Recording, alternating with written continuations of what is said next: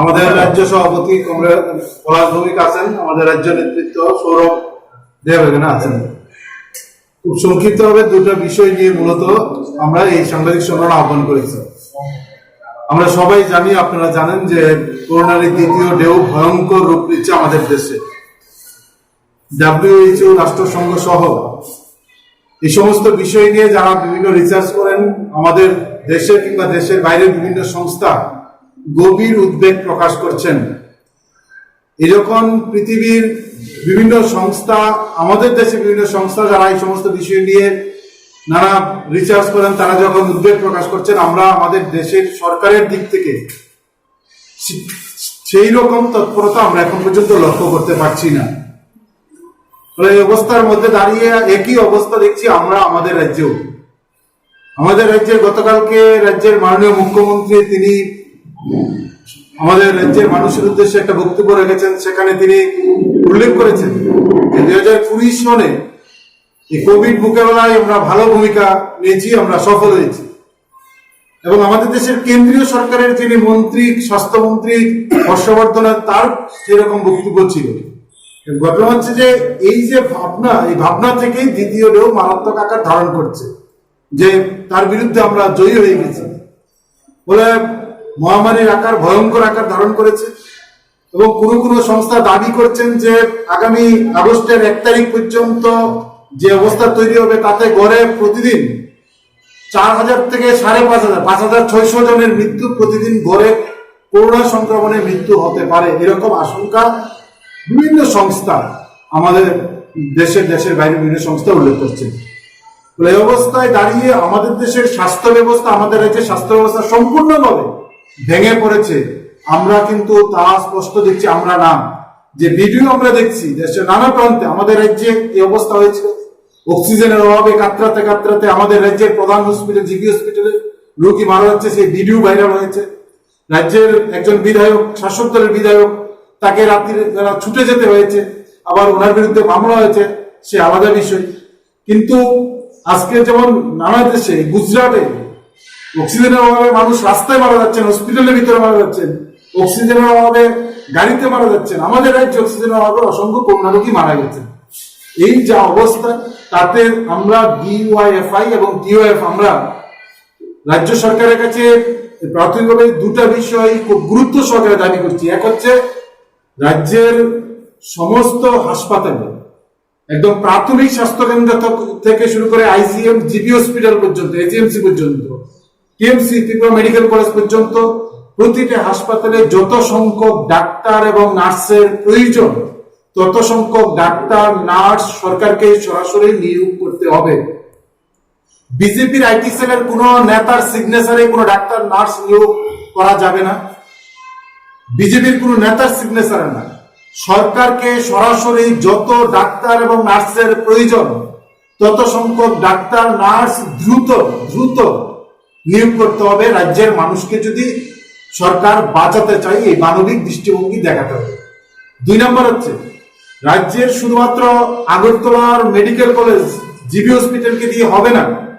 সংক্রমণের যে ব্যাপকতা, তাতে গিয়ে সরকারকে দ্রুত প্রতিটা জেলা হাসপাতাল এবং মহকুমা হাসপাতালে কোভিড চিকিৎসার যত রকম পরিকাঠামো প্রয়োজন, সেই পরিকাঠামো তৈরি করে দ্রুত কোভিড চিকিৎসার সেন্টার মহকুমা জেলা হাসপাতালে চালু করা। তা যদি করতে না পারেন, তাহলে কিন্তু আমাদের সামনে, রাজ্যের প্রতিটা মানুষের সামনে সমূহ ভয়ঙ্কর বিপদ। এবং এই বিপদ, এই কাজ যদি না করেন সরকার, চিকিৎসক নিয়োগ এবং নার্স নিয়োগ, সঙ্গে জেলা এবং মহকুমা হাসপাতালে যদি কোভিড চিকিৎসার উপযুক্ত পরিকাঠামো দ্রুত তৈরি না করেন, তাহলে কিন্তু যত মানুষের মৃত্যু হবে, তার জন্য সরকারকে সেই দায়িত্ব নিতে হবে। কারণ ভয়ঙ্কর রূপ নিচ্ছে আমাদের রাজ্যে। বলে এই হচ্ছে আমাদের দুইটা দাবি। আমরা সংগঠনগতভাবে DYFI এবং DYF ঠিক করেছি, এই নির্দিষ্টভাবে দুইটা দাবি নিয়ে আমরা সমস্ত মহকুমা জেলা স্তরের DMO এবং SDMOর কাছে আমরা যাব। আমরা রাজ্যের স্বাস্থ্য অধিকারিতার কাছে সময় চাইব। 26 এবং 27 তারিখের মধ্যে রাজ্যের সমস্ত SDMO, DMO, স্টেট হেলথের যিনি ডাইরেক্টর আছেন, ওনার কাছে আমরা সেই দাবি করব, যেন এই আমাদের দাবি তা যেন দ্রুত রূপায়ণ করেন। এবং আমরা জানি আমাদের রাজ্যের চিকিৎসক সংগঠন, আমাদের রাজ্যের যারা ডিএমও এসডিএমও হেলথ ডাইরেক্টর আছেন, তাও উপলব্ধি করছেন যে তার দ্রুত প্রয়োজন রাজ্যের মানুষের আত্মসক্ষম রাজ্যের মানুষের স্বার্থে। কিন্তু সরকার কেন তা করছে না, এই গুরুত্বপূর্ণ কাজে কেন সরকার এই অবহেলাটা করছেন আমরা বুঝতে পারছি না। তার সঙ্গে আমরা দাবি করব, আমাদের দাবি ছিল, বামপন্থী ছাত্রদের দাবি ছিল, বামপন্থী আন্দোলনের দাবি ছিল যে বিনা পয়সায় সবাইকে টিকাকরণ করতে হবে, কোভিড ভ্যাকসিন দিতে হবে। রাজ্যের মাননীয় মুখ্যমন্ত্রী এই সিদ্ধান্ত নিয়েছেন, গতকালকে এই সিদ্ধান্তের কথা জানিয়েছেন। আমরা বলবো এই ক্ষেত্রে কোন ধরনের রাজনৈতিক হস্তক্ষেপ ছাড়া কত দ্রুত রাজ্যের 18 বছরের ঊর্ধ্বের প্রতিটা মানুষকে এই টিকাকরণ করা যায় তার সুগভীর সুনিপুণ পরিকল্পনা যেন রাজ্য সরকার করেন। এটা সরকারকে আমরা অগ্রিম যে সিদ্ধান্ত নিয়েছেন, এই সিদ্ধান্ত রূপায়ণের ক্ষেত্রে সঠিক পরিকল্পনা যেন সরকার গ্রহণ করেন এবং খুব দ্রুত শুরু করে কিছু মানুষকে দিয়ে তা যেন বন্ধ হয়ে না যায়। খুব দ্রুত রাজ্যের প্রতিটা 18 বছরের ঊর্ধ্বের প্রত্যেকটা মানুষকে কত দ্রুত এই টিকাকরণ করা যায়, রাজ্য সরকারকে সেইভাবে পরিকল্পনা গ্রহণ করে তার ভূমিকা গ্রহণ করতে হবে এবং সেই পরিমাণ টিকা যেন রাজ্যে দ্রুত মজুত করেন, তা যেন রাজ্যে আনেন, তার জন্য উদ্যোগ গ্রহণ করতে হবে।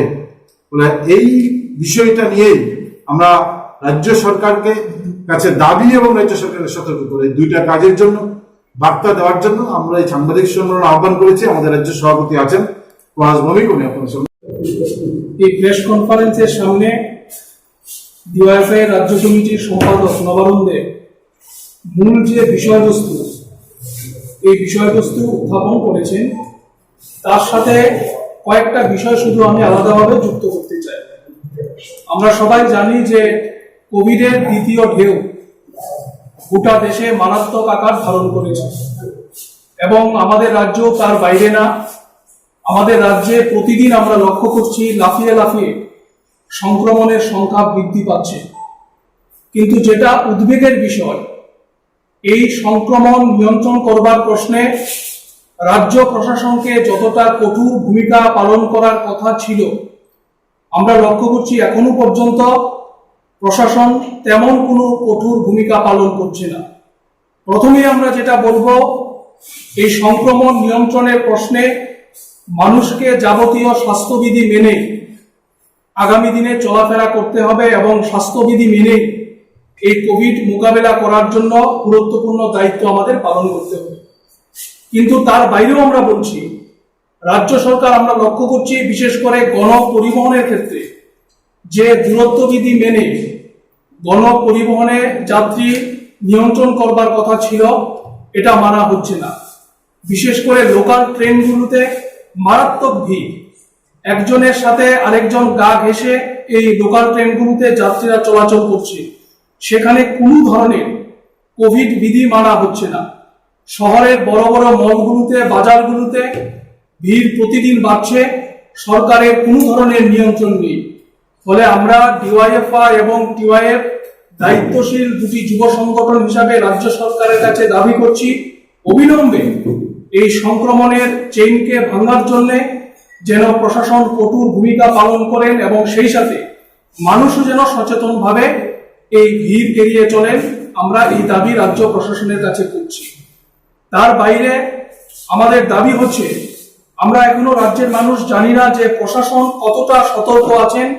আগামী দিনে যদি আমাদের এই ত্রিপুরা রাজ্যে কোভিডের দ্বিতীয় ঢেউ আছড়ে পড়ে, এটাকে নিয়ন্ত্রণ করবার জন্য সরকার ঘোষণা করেছেন যে আপানিয়াতে 300 বেডের হসপিটাল তৈরি করা হচ্ছে। জেলা এবং মহকুমা স্তরের হাসপাতালগুলোতে পরিকাঠামো তৈরি করবার জন্য আমরা দাবি করছি। কিন্তু আমাদের বক্তব্য হচ্ছে, সারা ভারতবর্ষে আমরা যে চিত্রটা দেখছি, যে মেডিকেল অক্সিজেন কোভিড রোগীদের রক্ষা করবার জন্য সবচেয়ে কার্যকরী ভূমিকা পালন করছে, আমাদের রাজ্যে এই মেডিকেল অক্সিজেনের অভাবে বিগত সময়তে আমরা দেখছি নানা ধরনের কেলেঙ্কারির ঘটনা সংঘটিত হয়েছে। সুতরাং অবিলম্বে রাজ্য সরকার উদ্যোগ নিয়ে এই মেডিকেল অক্সিজেন সরবরাহের ব্যবস্থা করুক এবং মানুষের মধ্যে পুষ্টিকর খাবার রেশনিং ব্যবস্থার মাধ্যমে মানুষ যেন এই কোভিডকে মোকাবেলা করতে পারেন, দেহে যেন অ্যান্টিবডি তৈরি হতে পারে তার জন্য পুষ্টিকর খাবার রেশনিং ব্যবস্থার মাধ্যমে সরবরাহ করার জন্য আমরা দাবি করছি। এবং এটা আপনারা সবাই জানেন যে আমাদের রাজ্যে গত ফেব্রুয়ারি মাস থেকে রেশনিং ব্যবস্থার মাধ্যমে যে ডাল সরবরাহ করা হতো, এই ডাল সরবরাহ বন্ধ হয়ে আছে। ফলে আমরা রেশনিং ব্যবস্থাটাকে বা গণবন্টন ব্যবস্থাকে শক্তিশালী করার কথা আমরা বলছি এবং দ্রুত টিকাকরণের ব্যবস্থা করা। রাজ্য সরকার গতকাল ঘোষণা করেছে যে বিনামূল্যে টিকাকরণের ব্যবস্থা করা হবে, কিন্তু আমরা তার সাথে দাবি করছি যে দ্রুত টিকাকরণের ব্যবস্থা করতে হবে। কারণ আমরা উদ্বিগ্ন একটি পরিসংখ্যানে, আমেরিকাতে এই মুহূর্তে 100 জনের ভ্যাকসিনের যোগান রয়েছে প্রায় 42 জনের, ব্রিটেনে আছে 50 জনের উপর, কিন্তু ভারতবর্ষে সেই সংখ্যাটা হচ্ছে 100 জনে মাত্র 4.06%। এই হচ্ছে ভারতবর্ষের অবস্থা। সুতরাং আমরা রাজ্য সরকারের কাছে দাবি করছি অবিলম্বে আমাদের রাজ্যের 18 বছরের ঊর্ধ্বে যারা নাগরিক আছেন, যেটা কেন্দ্রীয় সরকার ঘোষণা করেছেন তাদের ভ্যাকসিনের ব্যবস্থা করা হবে, এটা যেন দ্রুত তাদের ভ্যাকসিনের ব্যবস্থা করা হয়।